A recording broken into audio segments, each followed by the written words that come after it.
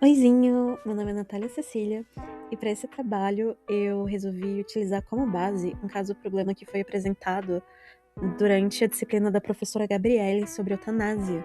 Eu achei que se encaixava perfeitamente na proposta desse TDE, porque o objetivo não foi simplesmente decidir entre tratar ou realizar a eutanásia dos animais, mas mostrar como o médico veterinário precisa tomar decisões éticas, considerando, ao mesmo tempo, o bem-estar animal, a legislação e a saúde pública.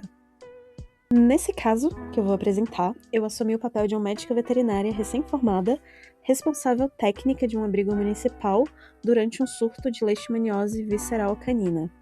O município não possui um programa estruturado de controle da doença, vários animais do abrigo estão infectados e a instituição não tem recursos suficientes para manter o isolamento ou o tratamento prolongado. Antes de decidir a conduta para cada animal, foi necessário estabelecer quais princípios deveriam orientar minhas decisões.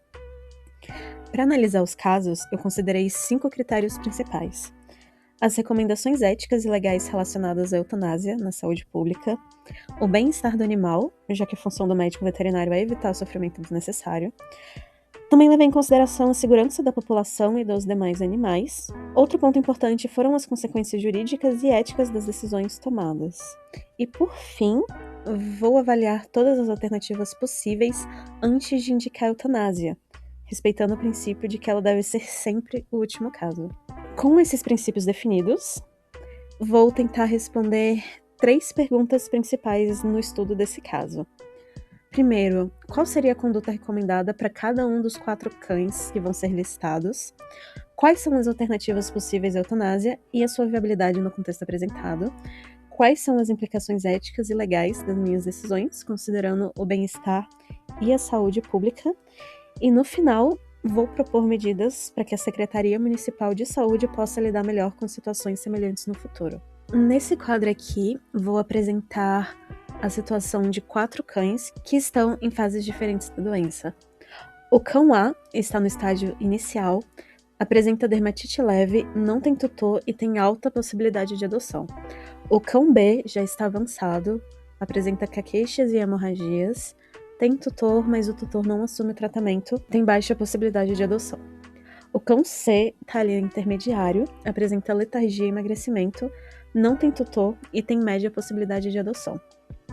Já o cão D está num estágio bem avançado, apresenta úlcera e fraqueza extrema, não tem tutor e não tem nenhuma possibilidade de adoção.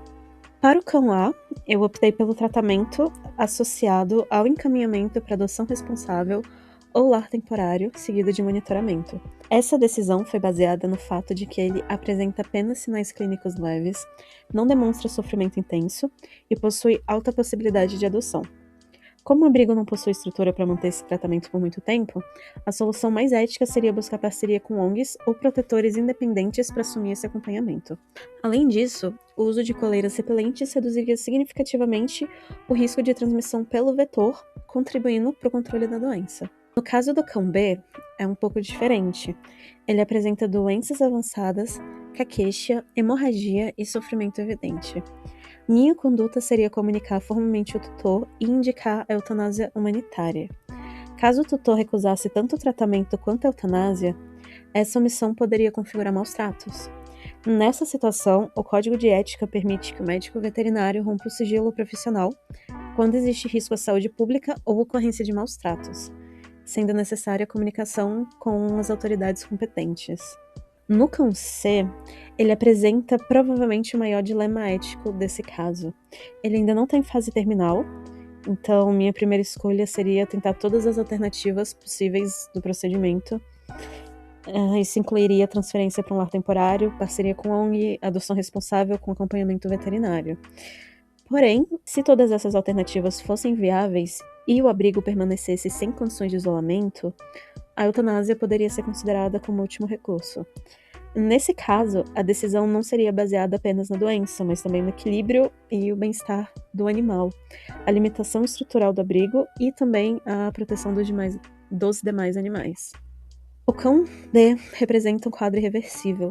Ele sofre com dor intensa, extrema fraqueza e não possui possibilidade de adoção. Nesse contexto, eu acho que a eutanásia humanitária representa a decisão mais ética, porque interrompe um sofrimento que já não pode ser mais revertido. Além disso, como o animal não tem tutor, essa responsabilidade recai diretamente sobre o médico veterinário, que é responsável técnico do abrigo. Na análise crítica, independente da decisão tomada, todo o procedimento deve seguir rigorosamente a legislação. No caso da eutanásia, a RN número 37 de 2018 determina que ela seja realizada de forma humanitária e utilizando medicação pré-anestésica, anestesia geral profunda e somente depois a administração do agente que provocará a morte. Qualquer método diferente desses pode configurar infração ética e até maus tratos. Também destaco que o sigilo profissional não é absoluto.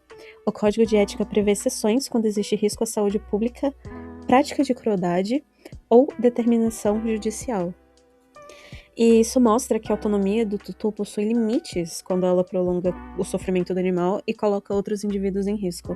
Como proposta de melhoria, eu acredito que o município deve investir em um programa permanente de manejo da leishmaniose, e esse programa poderia incluir a ampliação da vigilância epidemiológica, diagnóstico precoce, distribuição de coleiras repelentes para animais de abrigos e famílias de baixa renda, além da regulamentação da adoção monitorada de cães em estágio inicial. Eu também considero importante a criação de um comitê técnico baseado no conceito de saúde única, reunindo profissionais de diferentes áreas para auxiliar nas decisões sanitárias. Assim, a eutanásia deixaria de ser uma resposta motivada pela falta de estrutura e passaria a ser, de fato, apenas o último recurso técnico, ético e humanitário para interromper um sofrimento irreversível e proteger a saúde coletiva. É isto, muito obrigada!